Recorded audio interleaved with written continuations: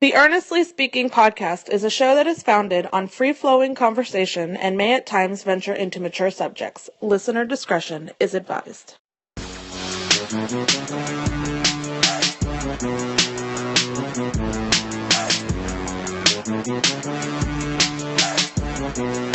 Very excited about this. An old friend of mine. It's been a long time. Doing some great things. Covered the Oregon Ducks for the Register Guard. Also, so was for Antwan Sports and all that. He's truly one of my kind. One of my favorite people in the whole media. I met my friend Antwan B. Staley. Antwan, what is good, man? I'm good. How are you doing? Man, I miss talking to you, brother. I mean, you know, doing this podcast for over 10 years, and you're one of my favorites, man. You're one of the guys that when I start doing this, you know, and people I befriended and just really one of the regulars of the show, especially in the early, you know, you're definitely obviously in the Mount. I'll call it the Mount Rushmore of the Earnestly Speaking podcast. That's for sure. Well, I appreciate that. Thank you. Yeah, it's been a long time. Yeah. Like I've been only doing this, so yeah, it's pretty cool to hear. Yeah. So, before we get started on some topics here, I'm gonna keep it kind of efficient here for you. You know, we spoke I think late last summer. And I believe at the time you were about to move out west to Oregon, to Oregon. I don't think I moved out there yet. If it was summertime, then no, I didn't move out there yet. I moved in October. Right, but you were about to move. I remember you saying you were about to go out west. How's that going? How's that transition for you now? I mean, it's cool. I mean, like I can live anywhere. Like it's not really a big deal to me. I don't really require a whole lot to be happy. So yeah, that's true. I mean, knowing you, man, yeah, that's very true. Keep it simple. So it's all good. But yeah, people are definitely very interested up here. They're pretty nice. It's definitely a bit of a change, but yeah, I mean, so right. Yeah, it's pretty cool. I'm definitely having a good time. So outside, I mean, obviously you cover Oregon football. Do you cover all Oregon sports or this football team?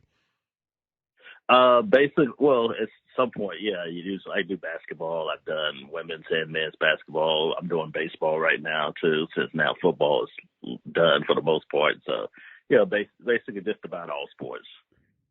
I'm really proud, man. You're doing a lot of stuff. Maybe even, you know, you were down here in South Florida for a long time. You left here, I think, 2017, I think it was, and then you went up north, and you went to Carolina, and you went to Tallahassee, and now you're up in Oregon. And you were a busy man. I left there like 2019. 2019? Yeah, oh, you later than that? Jeez. Yeah, that's even more impressive though, because you've done. Years. Yeah, that's even more impressive though, considering the fact that you've moved along other places in those 3 years, and that includes COVID. Yeah. You know. So anyway, right. So I got a couple of things. Go ahead. I might move again too, so we'll see how it goes. Look, that won't surprise me whatsoever if you do move again. In fact, I probably expect it. You know what I'm saying? But all right. So the reason there's a couple things I'm talking about, obviously, but the main reason I want to talk to you is obviously, and this really stuck on me the last couple of days, that the NFL draft is literally 2 days away. This recording, like I forgot because there's been so much going on and. Not just in football off season. I mean, this is obviously probably the craziest NFL off season I think I've ever seen in my lifetime. Definitely, I'm sure you agree with that. But all of a sudden, we gone from a very active free agency period in March, and now we are 2 days away from an NFL draft that honestly I'm not prepared for. So I said, let me call my boy Antwan and kind of just clue me in on what to look forward to, real quick. So, Twan, Thursday's the draft, first round, obviously.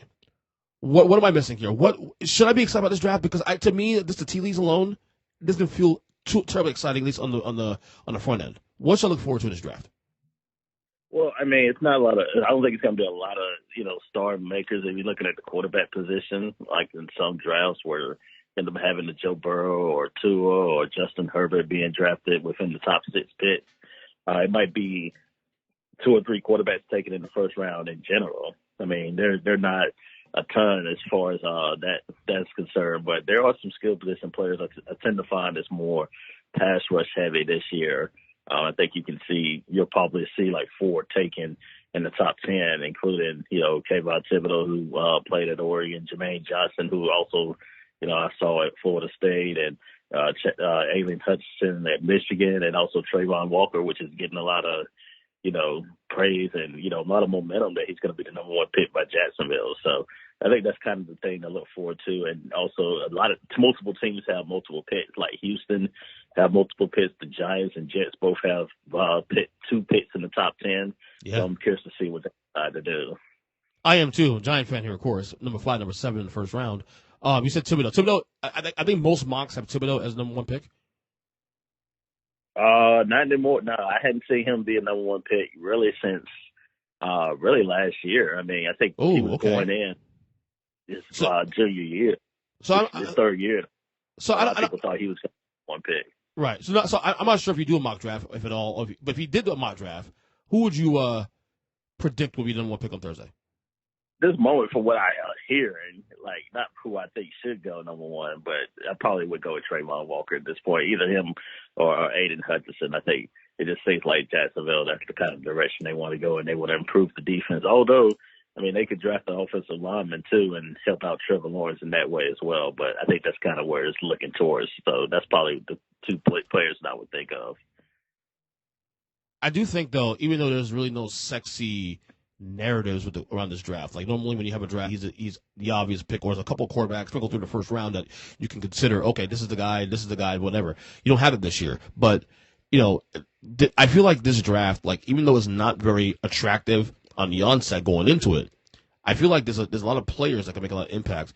In the coming years, it feels like there's a lot of guys that because of this, I guess because the expectations are low.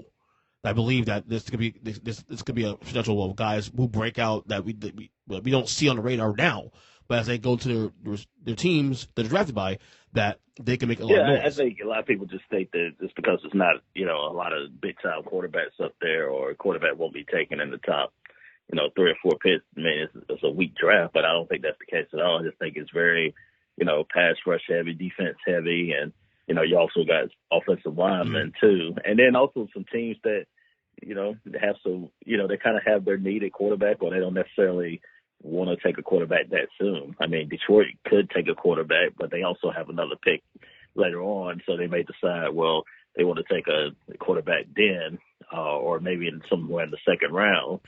Houston, I think they're set at quarterback. The Jets, I mean, they took Zach Wilson last year.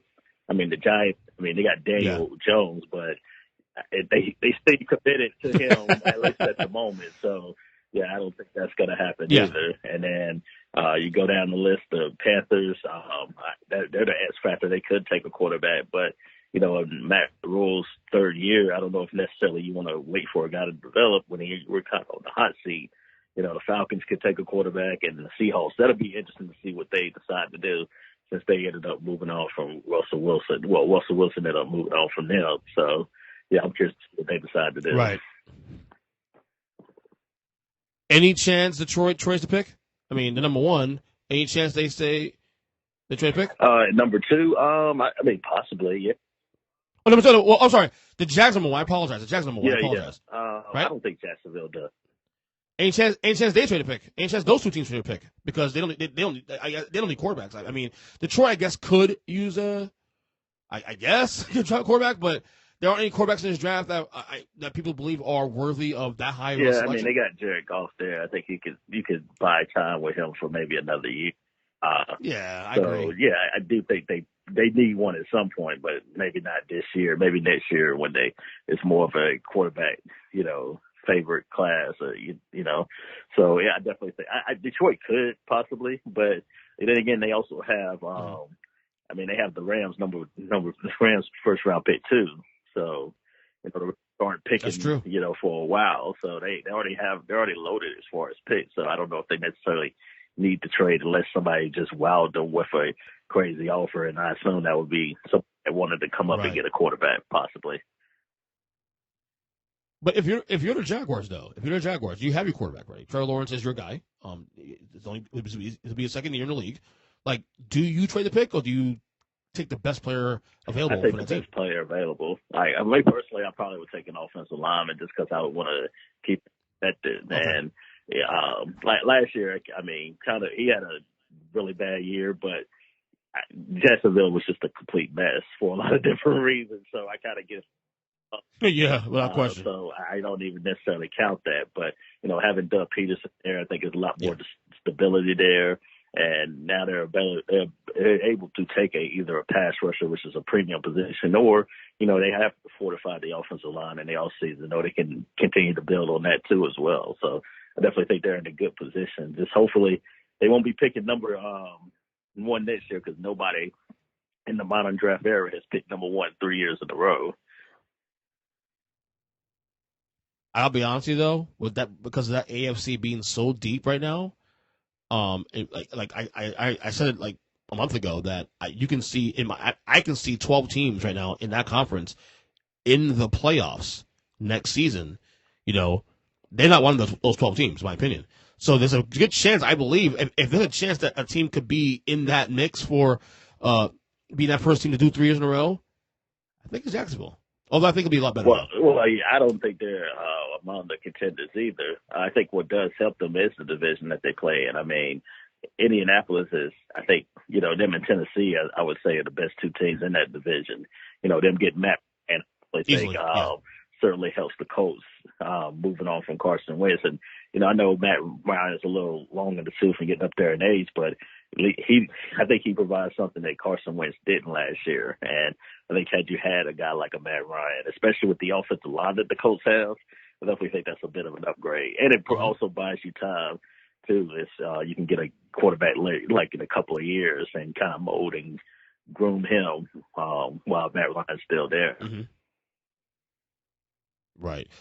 Is that kid Pickett from Pittsburgh still the projected first quarterback off the board? Either him or Malik Willis. I think one of those two will be the first quarterback taken. It's a matter of where that might happen. It might happen in Carolina. If the Panthers don't take them, maybe the Falcons do. I know they had no sign Marcus Mariota, but I don't think anybody thinks Mariota is the long-term solution there. So, I think then the Seahawks could possibly take quarterback. So, it wouldn't surprise me if one of those teams were to take Pickett or Willis. I feel like the kid Willis got a lot of momentum the last 2 months. I heard Pickett all the way through last year, up even until January. Then when the combine happened and everything else, Willis got a lot of praise. And he did. I think the game against Syracuse really helped them, just having that prime time on a Friday night against an ACC team. Granted, I mean Syracuse is kind of a mediocre team, but still you're playing Power 5 talent. So I definitely think that tends to help too, and then him having a really good Senior Bowl performance there as well. So I think he solidified his case in the first round, just a matter of where. I mean, he could go anywhere from the top 10 all the way, maybe Pittsburgh. If Pittsburgh were to land that, I think that would be a home run pick for the Steelers, or a team that just continues to, find ways to win, despite, shoddy quarterback play last year. Ben Roethlisberger ended up having the worst season of his career, and they still made the playoffs. So, yeah, exactly. And that's kind of why I don't hate the Trubisky signing, because I think Trubisky, he's not necessarily a fantastic quarterback, but I feel like you put him in a culture like Pittsburgh with Mike Tomlin and that culture and that roster, I feel like they can be a team that can still be a playoff contender. For all the talk about Mitch Trubisky and everything, he did make the playoffs when he was part of the Bears. So, yeah. Twice. So, yeah. Yeah, I think, you have somebody in there that has some experience there. They're not going to ask him to win games. They have a running game. They have skill position players at the wide receiver position. Probably need to improve the offensive line a bit, but the defense is great. Defense is really, tremendous, especially with Watt there as a pass rusher. So I think they're in a good spot. People are kind of writing off the Steelers because, you got Deshaun Watson there and Cleveland there, and the Bengals made the Super Bowl, and the Ravens are still there, but, the Steelers continue to find, they may not make the playoffs, but they're at least going to probably finish 500 or above. So you can count on that, especially with Mike Tomlin there. Absolutely. Outside the draft itself, because obviously the draft's going to go, the first round's going to go through on Thursday, is there a chance we see a major trade happen this week, you think? Obviously you have the situation with Deebo Samuel now in San Francisco. Now, obviously, the Niners said that they're not going to deal him. John Lynch came out and said that's not happening. But come on, that's all talk speak. If teams make offers and stuff like that, you can at least listen.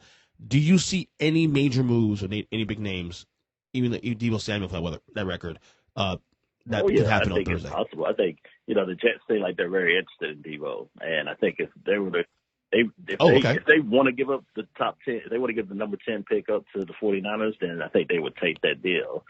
I don't know if I would give it if I'm the Jets, because one, I mean, that's a high pick, and two, I mean, not only are you taking on a player in the last year of this deal, you have to pay him too. So yeah, you have to work something out with a deal before the trade is even made for me to even make that offer, make that deal. So I don't know. Like, I would probably, give up a second or a third or whatever the case was, and that's kind of what they were going to do for Tyreek Hill, but the Dolphins slid in there. Tyreek Hill wanted to go to Miami, and they ended up giving up their first round pick. Yeah. So yeah, I think you can see that. Baker Mayfield, I think he's going to be moved at some point too. I think the Browns are trying to, figure out what the best move is for him. And nobody's giving up a premium pick for them, and they're going to have to eat a lot of that money too as well. He's owed over $18 million in the final year of his deal, and I don't think teams necessarily want to pay that for a guy that they know they have to get rid of anyway. Right. All right, let's go to NBA playoffs now. We're a week and a half into the first round of the playoffs. We have now two teams that have now qualified for the second round of playoffs. The Heat just beat the Hawks like literally 10 minutes ago as I got into this call. Obviously, the Boston Celtics, they swept the Nets yesterday. Shocking, of course, obviously.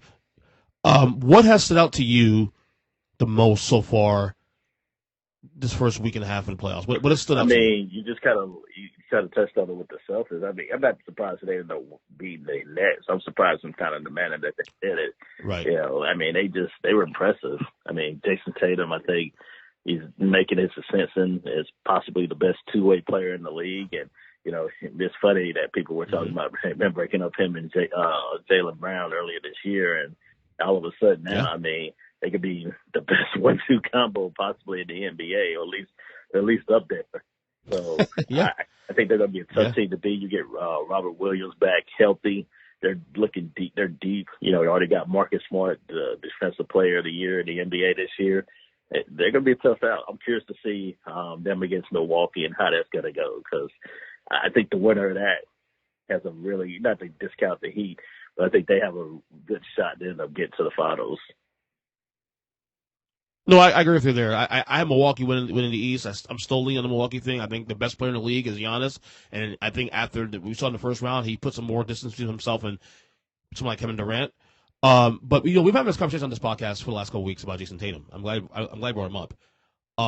And I even put on Twitter yesterday, after the game, that I think you look at this situation like with who the best players in the league are. Like, is Jayson Tatum a top 10 player? And the last 2 weeks we had this discussion on the podcast, and it was a lean yes last week, and then today we recorded a podcast, and now it's a definite yes on my end. Where are you on Jayson Tatum? Is he a top 10 player for the league now? Absolutely, there's no question.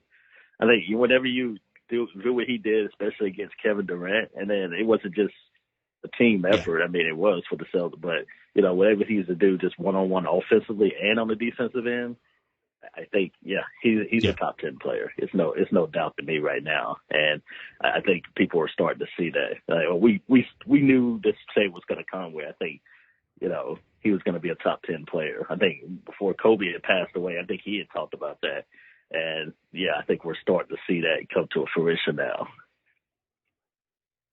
Yeah, on the pod today, we did a list about this. We did a list on the players. I mean, the best way to do these things are like take guys now, lock in, forget the order, just put them in, just create a top 10. Who are the guys I'll lock, no matter how you select, no matter where you rank them? Are they locked top 10s? I have 7 guys immediately that you think of: LeBron still, Giannis, KD, Curry, Jokic, Embiid, obviously, and Doncic. I said it twice, but I started when I figured out that he was in the top 10. I actually had him ranked number 8. Yeah. I asked even higher, I thought. Yeah, I think that's fair. I mean, I think ultimately, you have guys that are a little bit more established and have won MVPs and things of that nature too. If he's going to break into the top 5, then obviously I think that's kind of what you have to do. I mean, this might be the year that he ends up doing it, but I think 7-8 is probably a good place for him, at least at the moment. Yeah. Conference finals twice. You went to conference finals twice already. And then you have a situation, too, also with players that were on the top 10 probably going into the year that I don't consider them anymore. Like, you would consider Kawhi Leonard a top 10 guy, Well, but he has not been healthy. You gotta be available. So, I sorry, don't you know gotta be what he available. is Same with, anymore. So go ahead. yeah, it's kind of we'll have to see how if he comes back to what he used to be, then yeah. But he missed all years, so I can't really put him there. Anthony Davis is in that same category too. A guy that would be in the top 5 actually if he was healthy, but he's not healthy. So availability matters. So to me, and then you got James Harden, who was a top 10 guy for the last like 5 or 6 years, he's out now. Like he's obviously he's declined. He's still a really good player. Yeah, but he's definitely on the decline. Which I think he's the way what he does. I think helps the Sixers and having a superstar like Embiid. But I don't know if he can necessarily carry the team like to even the conference finals like how he did with Houston many years ago with him and Chris Paul. Right. I was going to say, the Nets, the team that he beat, the Celtics beat the Nets. All right. I mean, where do you start? Like, who? I'll say it. Who's to blame? Who you put the most of the blame on this whole situation? The season, the playoffs, all that. Who are you putting this on? Kyrie, Nash, KD? I don't know if I necessarily put it on KD, but I think you put some on Kyrie. I think you put some on Nash too as well. But I think him not being available hurt them in a lot of different ways. I mean, had he been available, even half of the time that he should have been, they wouldn't have been the 7th seed. Which then they probably would have ended up, at least making it out the first round, and then you don't play such a hot Celtics team. Celtics have been the best team in the NBA since the turn of the calendar, so they end up getting a tough matchup. I know their fans was talking about we want Boston. Yeah, they definitely wasn't the right answer of that. I think that's partly the blame too. He wasn't available, and that cost them a bad season in the playoff, and they got boat raced by a much better team. So I think that and just kind of the things that Steve Nash was kind of – I was a little surprised he got that job to begin with because I felt like you needed somebody with a little bit more experience there to take over, especially when you're coaching people with strong-minded personalities like the ones that they have there. Of course. I mean, why he got the job, though, is because those two guys push for it. Yeah, I do. But still, I still would have liked somebody to be a little bit more of a veteran type coach in there that's had some experience coaching, players of that caliber. Like head coach, not necessarily assistant coach. It's different being the head coach as opposed to just being an assistant. Let me ask you this. Should he still keep his job? I mean, who are you going to hire? I mean, let's just go out and get like a Jay Wright. I mean, exactly. He didn't necessarily turn it that. He didn't necessarily say that he wouldn't come be a coach in the NBA. I mean, he kind of flirted with it when he was asked on ESPN earlier today. So I think that might be a possible option too. So he's coaching the Olympics too as an assistant. So that might be something to think about. He ain't going anywhere. I think honestly, as bad as he was in the series, and believe me, he was atrocious. I don't think he should lose his job. I think he should still have a chance to turn it around. I think his last 2 years between Kyrie's antics and all that, whether you agree or disagree with his antics and stuff, and then of course the Simmons thing, which we'll get to in a second. I think he got dealt a really bad hand for a guy, especially for a new coach. But I think next year, hopefully, he'll have a chance to turn it around. And I think he should have at least another crack at the another year. Yeah, I'll say this though, they better start winning some games. Like the East isn't going to get any easier. I mean, they're not at all. I mean, a lot of people all the talk about the East being the weaker conference. I mean, it's as it could be. That's over. And then, that's over. I mean, you got a team like the Hawks. They were the 8th seed in the playoffs. Really the 9th seed, basically. Really, yeah, 10. So. Antwan, you had 10 teams this year in the Eastern Conference, all winning records, including your Hornets. The Hornets, they fired they made the play-in game. They ended up firing Borrego, and they feel like they should be a playoff team, which I kind of agree too. So long as the ball had stayed healthy, I think they probably would have been in that top 7 seed. So, yeah, it's not going to get any easier. And then also you're dealing with players that are getting older. Kyrie and KD are really good players, but I mean, they're getting older. So, and that conference is getting no doubt. much younger and better. So it's something to keep in mind too as well. No doubt about that. Last thing on the Nets, especially the Ben Simmons saga. Where are you on that? We never talked about that actually throughout the year, whether on Twitter or offline. Where do you stand on I'm Ben not Simmons? sure if he's going to play another game. I mean, it seems like.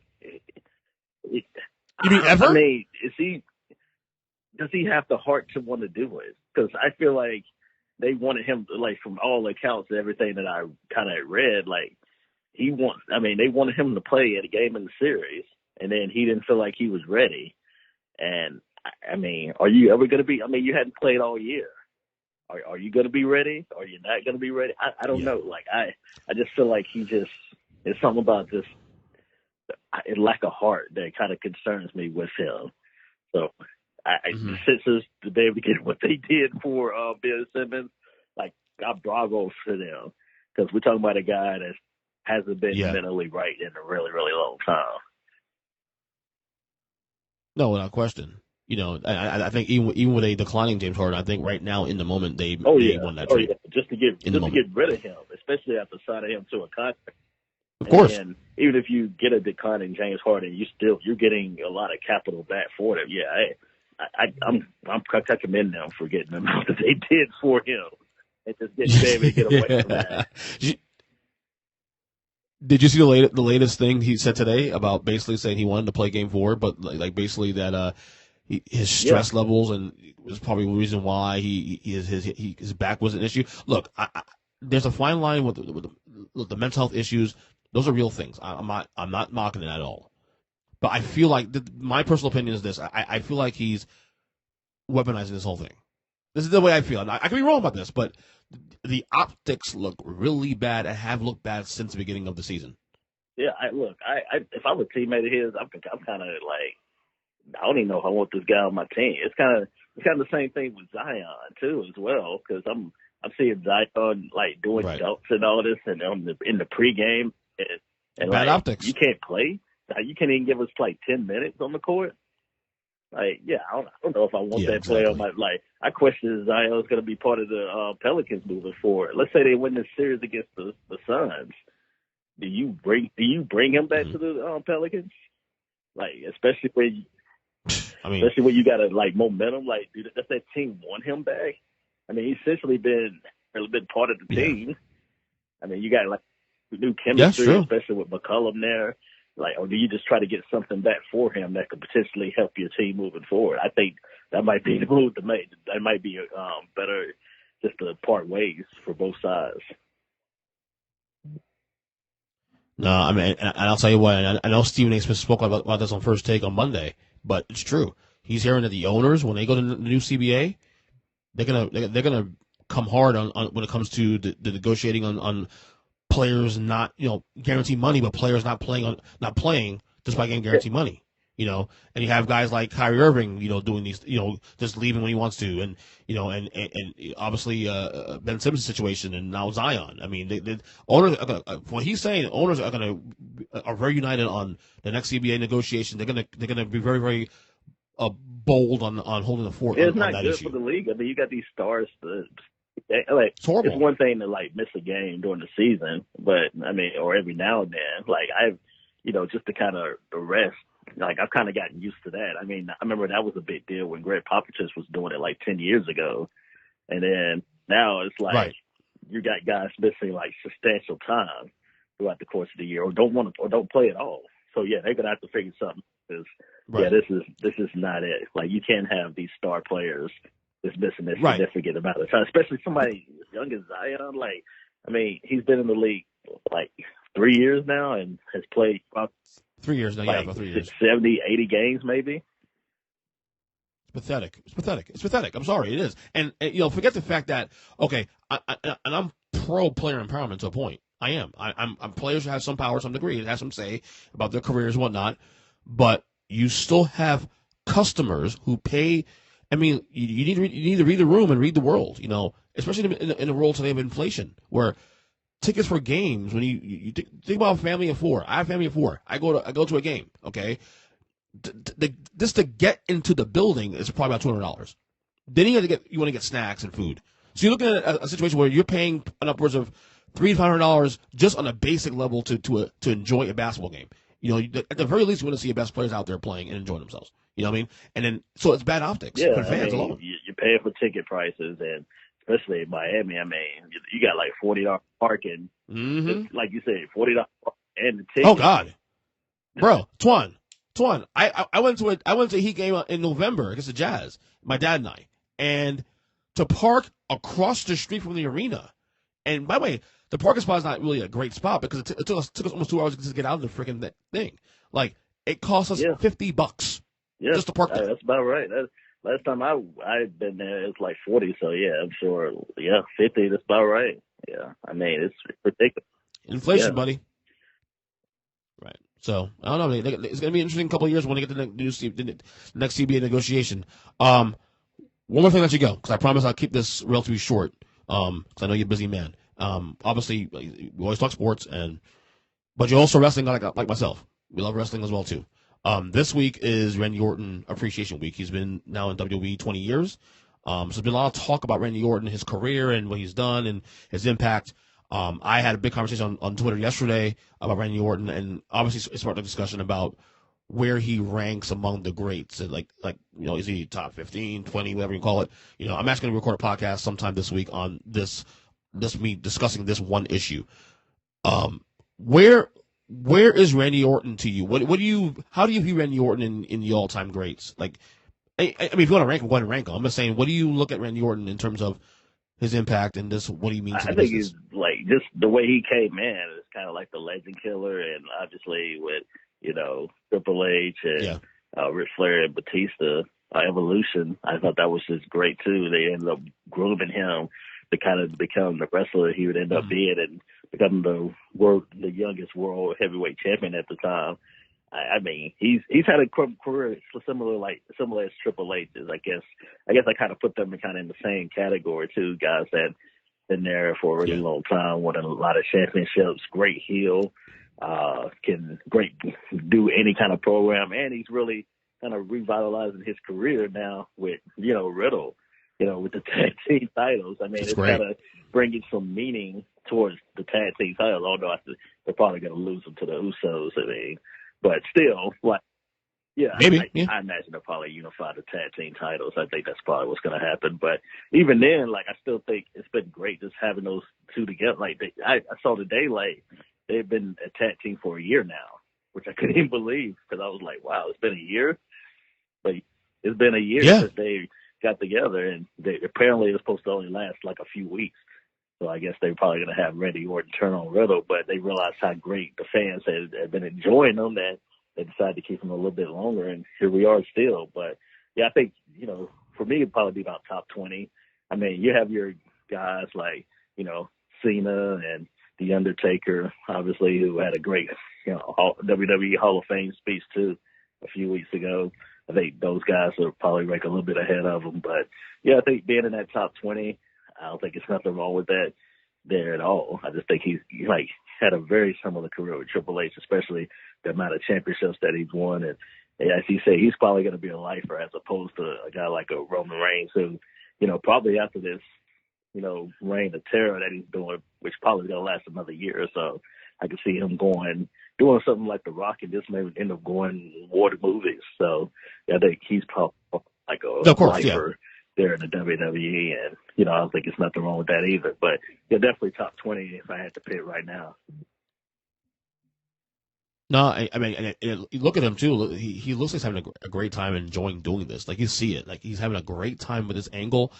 I thought this angle wouldn't have been over by WrestleMania. Like I thought they would have broken up by say Royal Rumble era or whatever, Elimination Chamber, and then by Mania they're fighting. Just whatever.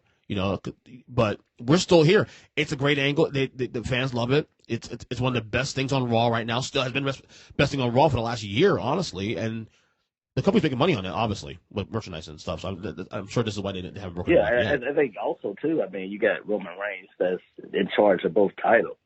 So you don't have a main title on Raw.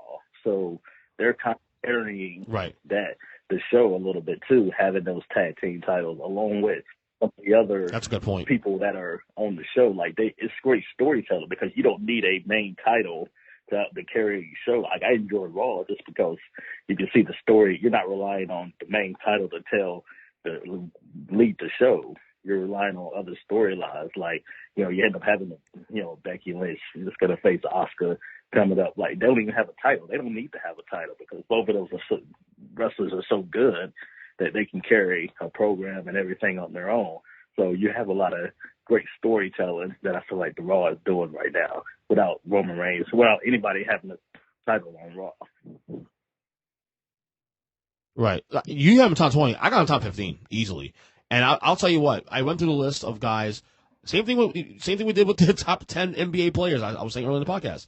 Like, when you do these things, okay, so you lock in, if you are considering Randy Orton to be a top 10 guy, you lock in the definites. Who are the guys, no matter what happens, they are different. Whether or not you rank them first, third, fifth, ninth, doesn't matter. WWE. Who are the locks in the top? WWE, yes, WWE. So obviously your locks. No matter what happens, I got 7 guys I were locked in, or 8 guys really, if it matter. I got Hogan, Austin, Rock, Cena, HBK, Taker, Savage. I would have Bret Hart in there too. Bret Hart, I was in there. Bret Hart is 8. And then I started thinking about, okay, with 9 and 10, I honestly, I have to do it now. Brock Lesnar's in there now. Oh yeah. I think Brock's there now. These 2 runs between the Impact alone, even though he's part-time the last like 6 years, he still has the impact. Yeah, him without Paul Heyman and them actually talking more, I think it's definitely helping. Right. Oh God, it's fantastic. Yeah, so then he has one spot left. Personality. It's kind of like when the Undertaker kind of went away from the dead guy personality and really himself, correct. Basically. Right. So what I came down to is like, okay, so you have like that area now from 10 through 15. You got guys that you can consider anywhere from Kurt Angle to Chris Jericho to Triple H to all these guys you consider. To me, it comes down to either Triple H or Randy Orton at 10. I'm leaning Triple H because of the impact, because he's main event Manias, of course, too. But what helps Orton's case, though, to be in the 10 or as close as to the 10 as possible is the longevity. To me, I always said that Randy Orton to me was like the Tim Duncan of the WWE. Like, he's never been really the tippy top guy for more than maybe a few months or maybe a year. Like, he was in 2011 for a little while. But, you look at the totality of his career, he's always near the top of the card, always relevant, always dependable. He never goes away. And 20 years later, he's still doing the damn thing. I think part of that is because you have a John Cena and Triple H. I think that's part. And then I'll throw Edge in there too. Like you got to throw Edge in there. I think they've had similar careers too. Although Edge took some time off, but before Edge took the time off, I mean he had won double-digit titles, and then he's on fire. The tag team titles. Oh, that Edge won too. So yeah, that's just crazy in his own regard too. So yeah, I think you definitely throw him in there as well. Yes, I would probably put Orton at 11 and Triple H at 10. Yeah. But again, to me, those two, honestly, it's mix and match. Honestly, it can go either way. It's kind of like when I do my top 10 NBA players all the time. I got Shaq and Elijah 1, 10, 11, and tomorrow I wake up and say Elijah 1, and then like Thursday I wake up and I'll say Shaq. The only reason I could probably have Triple H probably a little bit, but because he kind of carried things when The Rock went away. Austin left, they retired. Undertaker was kind of come and go at times, and then it was just him. He was kind of the last man standing. So I definitely would put him a little bit above. But he's definitely right there in that conversation. Orton is. Yeah. Anyway, Twan, plug away anything you got to plug away, man. You write anything these days? I'm always writing. You can just follow me at Antwan Staley on Twitter. That's probably the best way to find all my stuff too as well. Awesome, man. We'll talk to you soon, man. I'm glad you're having the pod again. And I'm hoping to do this more often with you, man. I know I said last year I won't do this more often, but this whole once a year, twice a year thing ain't working out, bro. We need to do this more often. Well, you just let me know. You know how to find me. I know, brother. I know. I will. I promise, man. I've been slacking on that, but I promise we're going to make this more regular thing going forward, okay? Me. All right, brother. Take it easy, all right? Take care. All right, you got it, man. Take care, buddy. Bye.